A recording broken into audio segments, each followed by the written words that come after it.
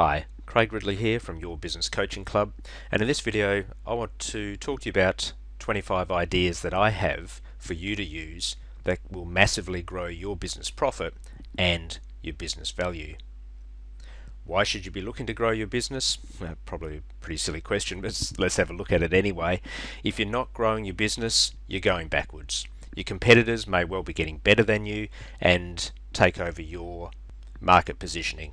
If you're not growing, you're probably not challenging your staff enough and they can become less productive as a result of that. If you're not growing, your profits are likely to fall in the longer term, and certainly the value of your business will not be increasing. If anything, it's probably likely to be going backwards as well. And whichever way you look at it, you really will not be realizing your full business potential. For those of you that have followed me at Your Business Coaching Club, you'll know that I'm always talking about my 5-step system for business growth, and it's pretty straightforward stuff.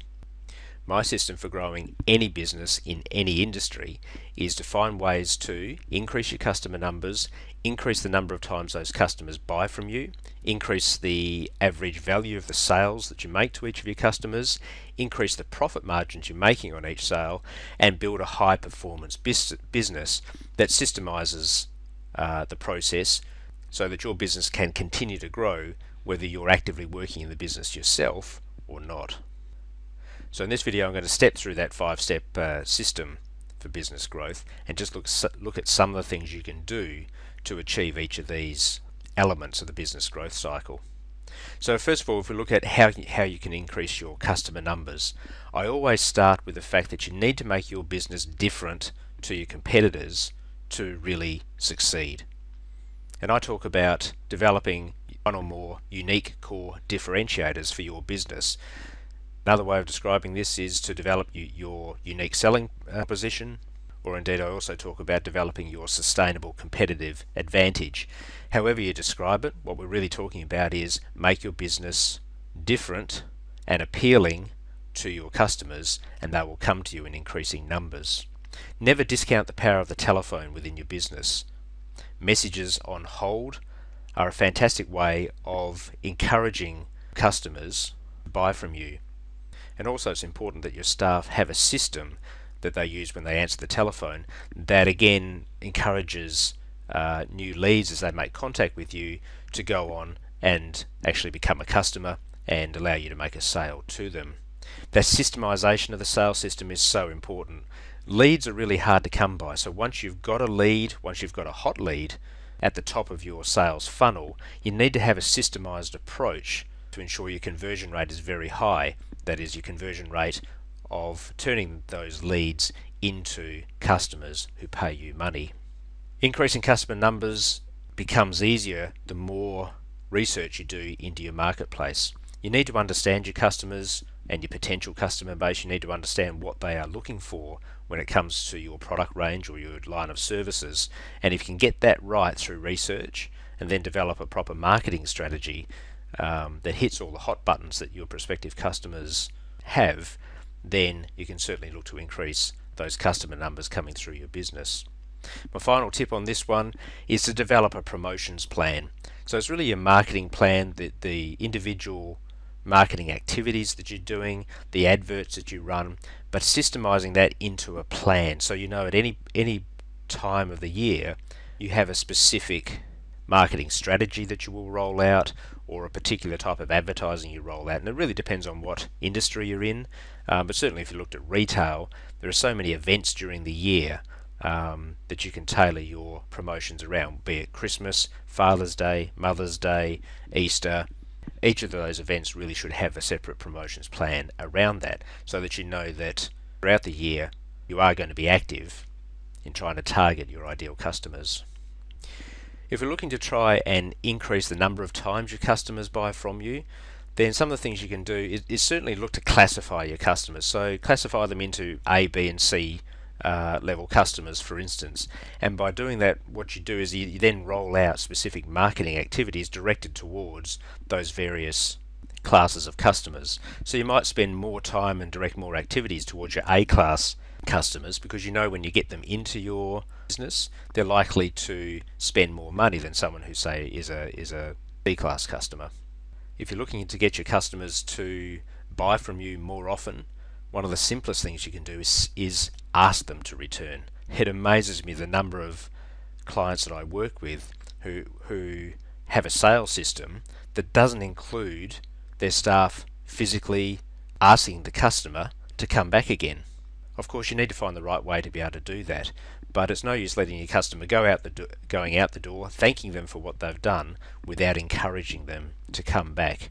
So within your sales system, very easy to build into that some way of at least asking them to return, and that may, whether it be verbal as they're making the sale, it may well be through email systems and catalogs and various other things where you encourage them to come back into your business. Customers will always come back to buy from you if you provide awesome service. If you can differentiate your business by providing an amazing customer experience, you know they're going to come back to you in preference to your competitors who are doing the same old boring things that they've always done. So impress your customers at every opportunity that you have, and you'll have them flooding back into your business over and over again. Nurturing your customers is one of the easiest things to do. It's simply about having a database of your customers and communicating with them on a regular basis. Again, it ties in with classifying your customers, and depending on the class you might do different things with them. So your A-class clients, your A-class customers might be invited to special events within the business, or you might take them out to external events depending on the type of business that you're in. But nurturing your customers, make them feel welcome, make them feel special inside your business, create that long-term relationship with those customers so that your business is always front of mind with them when they're thinking about where they're going to go to purchase a service or purchase a product that's within your range. Getting customer feedback at various times I think is also pretty important. You need to understand how your customers rate your business, what they think your strengths and weaknesses are, and really asking them why they come back to you in the first place. If you understand those type of drivers within your customer base, then you can build on those elements to make sure that you're always impressing your customers, and that they again will look forward to the chance to coming back into your business. Increasing the average sale value that you make when your customers come in, really a matter of just being smart about how you do things, and traditional selling techniques come in here. So being able to cross-sell your products or upsell your products or bundle your products is really basic sales 101 strategy. But again, it's about building this into your systemized sales approach. So in cross-selling, if someone comes in to buy a particular type of product, I've got no doubt that within your business you've got something else that relates to that product that they can use with that product to make that experience a little bit more worthwhile. So make sure your sales staff understand what products go with each other and encourage them to cross-sell them at every opportunity. Upselling, again, basic selling techniques that everyone would know. If someone comes in to buy a certain product, your sales teams need to know that there's another product that's slightly better than that one that they've come in to buy, with more features, and perhaps they can encourage that customer, instead of paying $100 for a product, perhaps to buy the $130 product and achieve the upsell in that process. Bundling goods and services together is a good way to move some of your slow moving stock, there's no doubt about that. So people come in to buy a particular product, and you find a way to add something that adds to that product, you bundle it together and sell it for a slightly higher price, and in so doing you can either move the slow moving stock, but you could also create bundles that look like they are of much higher value than the individual elements themselves. So it's quite an appealing all-in-one pack, let's say, that the customer can come in, buy the product they actually came for, but get all these other things around it that actually make it more usable, and walk away feeling quite happy and leave you very happy, because of course they've spent more money as they've come into your particular business. Smart merchandising really depends on the industry that you're in, but we all know that how the studies have shown that our customers make impulse buys when they're at the checkout if we're that type of business. So our smart merchandising is always having our highest profit margin products at eye level on the shelves and at the checkout, where people can make their impulse buys. So just really understanding the movement of your customers through your business, where their eyes are going, what they're looking for, and if they're in one particular area, what products can you mix and match so their eyes go to more than one product at a time, so they end up spending more in your business than they originally set out to do. So again, lots of ways there where you can increase the amount of money your customers spend with you every time that they come in. And increasing that spend is a very effective way of increasing both your profit margins and also your bottom line profit in the process. If we are looking to increase profit margins, one of the lessons that I really try and get out there time and time again is just never ever discount your price. You really do not want to be operating your business on the basis of being price competitive unless you really have to. And when you have got products out there at a premium price, as soon as you start to discount your prices, you start to diminish that value proposition that you've built up. In previous videos, I've gone through the calculations that show you how much profit you can lose if you adopt a discounting strategy within your business. The concept being, of course, that if I lower my price, I'll make more sales. I'll increase my sales volume because more people will come in and buy that particular product. But depending on the margins, like the gross profit margins that you're operating on, the number of extra sales you need to make just to make the same profit as you're currently doing can be astronomical. And when we run those numbers, you're quite often look at that and say, you've actually got to increase your sales volumes by, say, 15, 20, 30, 50%. Just to stand still as far as your bottom line profit goes, and I rarely ever see that that's worthwhile. I do accept that if you've got slow moving stock and you want to get it out of your business to increase cash flow, then discounting or putting them on sale is an effective strategy. I can live with that. But as a basic profit strategy within your business of using price discounting on a regular basis, I just think that that's a quick way of sending yourself broke and putting yourself out of business in a very quick time. So again, I just hate price discounting, and I hope you can run your business without having to resort to that. You can increase your profit margins again by classifying your customers and understanding those customers that are of a high value to you in terms of profit and those that are of low value to you. Sometimes it's really surprising when you see some customers that you've got are quite active in your business, you think they're quite important, you see them a lot, and yet when you analyze it, you really have to do a lot of work to keep them happy and to keep them spending, and they might also be the ones that haggle on price, or because they're such a large customer, you decide that you will discount your prices for them, so you drop your margins. Sometimes when you do your numbers, you find some of your so-called better customers can actually be quite low value customers. You need to have your eyes open for that. But however you identify them, you need to understand who your low value customers are in your business and have strategies to either move them on or just provide them with a basic level of service so you can free up your resources, build your capacity to service the high value customers. They're the ones you need to be spending your time and money on. I've spent a lot of time in previous videos and blog posts on our website talking about the need to reduce waste in a business or improve efficiency in your business, and as you know, I've got a 7-step process to massively improve the efficiency or reduce the waste within your business. So I'll leave it at that. But particularly in a manufacturing sense, but also in a retail and a wholesale business, transport and professional services business also, it's not unusual for you to be carrying up to 20 or maybe even 30% of your overheads in an inefficient or a waste type mode. And if you follow the 7-step waste reduction process that I promote on our website, you may well find you can strip out that 20% of overheads, and that's a massive increase to your bottom line profit if you can achieve that. So those first 17 ideas that I've got of being able to increase the profit in your business have been focused on that profit. So what I want to move to now is just how you can improve the growth prospects of your particular business. So how do you build what I call a high performance business model? Very important that you've actually got a formal written vision and strategic plan for your business. Again, if you've got no idea what you actually want to achieve in terms of your vision, you'll never ever get there. And once you do have a vision, very important that you have a strategic plan of how you're going to achieve that vision.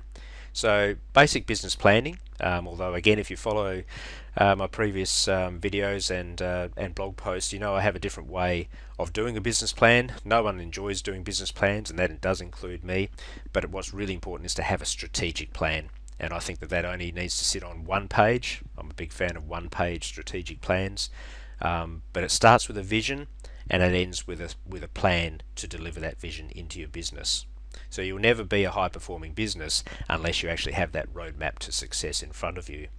Performing a SWOT analysis on your business is vital to understand where your growth prospects are and where your barriers to business are. So I'm sure you've done a SWOT analysis or seen one, but effectively it's identifying the strengths, the weaknesses, the opportunities and the threats that exist within your business model, and then asking the question, what can I do to maximize the benefits that come out of my strengths and my opportunities, and what can I do to nullify the effects or reduce the effects of my weaknesses or the threats to my business. You've all heard time and time again that you need to find a way to work on your business rather than working in your business. I know it's a glib type of a comment to make, but you also know how real that is. If you spend all your day just working in the tasks required to run your business, you're never going to have the strategic approach to achieving real business success. So you need to find the time to lift yourself out of your business, to look at it in a strategic sense, and develop your plans for building that high performance business model. So that is something that I encourage you all to do. Find the time to take a deep breath and look at your business strategically rather than just getting buried in the day-to-day grind of running and operating your business. Systemization is something that is always controversial when we talk to small business owners. I know that the belief is that one of the advantages of being a small business is being nimble and able to change your processes at any particular time, whereas your larger competitors are tied down to a bureaucracy in how they deliver their particular business model. But I assure you, all successful small businesses, the ones that achieve real business success, have a high level of systemization over their processes, whether it be their sales and marketing systems, their financial controlling systems, their operating systems, their HR and personnel systems. The more systemized you are, the more comfortable you can be that your business and your staff will deliver the high level of service, the high level of product quality that will ensure that your business will go forward. And finally on this screen, building an effective team. You know you can't achieve real business success without your staff. You need to leverage their efforts to increase sales, to improve profit and to grow your business. So you need to spend time, and you probably need to spend money as well, to make sure that your team is performing to its highest potential. You need to ensure that your team buys into your strategic vision and your strategic plan.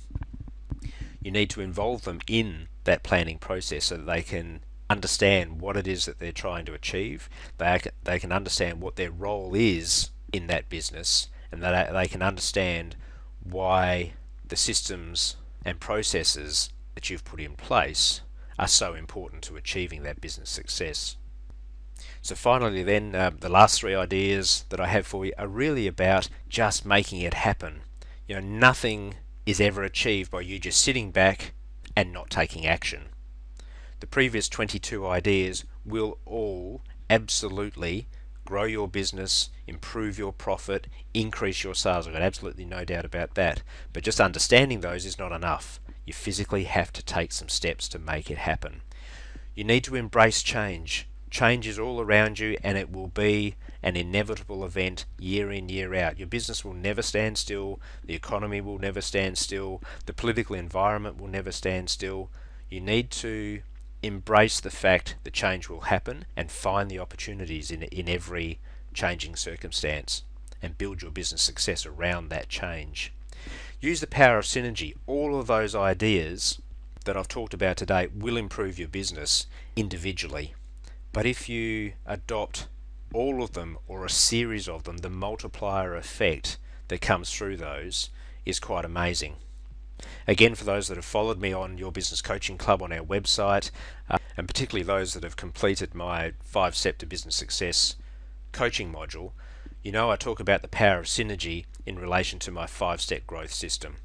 If you have a look on the website, there is a blog post there that shows how you can make just 5% changes in those 5 profit drivers within your business and improve your profit by up to 75% and your business value by up to 130% or more. So to say that again, by using all the steps in my 5-step system to business growth and only making 5% improvements in each one of those profit drivers, you could actually increase your business profit by 75% and your business value by up to 130%. So if you don't believe me, go back, have a look at my website, look for the blog post on my 5-step system, and I'll show you how we actually achieve that with using one of my clients as a case study. So my final idea for you to achieve business success is to really find yourself a business coach or a business mentor, someone external to your business who can actually hold you accountable to business success, someone that you trust to both give you ideas as to how to improve your business, but most importantly, that person who can wrench you out of your business on a regular basis and hold you to account. What is it that you're going to be doing in the next month? What is it that you want to achieve? And in a month's time, how did you go? Did you do those things? Did you not? What did you find that worked? What did you find that was a barrier to it? So someone who actually holds you accountable, that keeps you honest to your strategic plan so that you can achieve your strategic vision for your business. Very, very important that you find someone external to your business that you do trust to hold yourself accountable. So look, I hope that video was useful to you. Those 25 ideas that I've presented there, I go into a lot more detail if you look at my coaching module on my 5-step system for business growth. Certainly all through the blog posts I've got on Your Business Coaching Club, you'll see references to my 5-step system all over the place, so there's plenty of information on that website as to how you can achieve business success. So I encourage you to follow our business improvement blog. Come and visit us at yourbusinesscoachingclub.com. While you're there, look to join our free online business coaching club, where we step you through both a 5-step system and a whole heap of other ideas where you can turn your business into a high-performance business model. So thank you very much for your time. I hope you got something out of that. My name is Craig Ridley. I am your online business coach, and I look forward to talking to you again. Goodbye.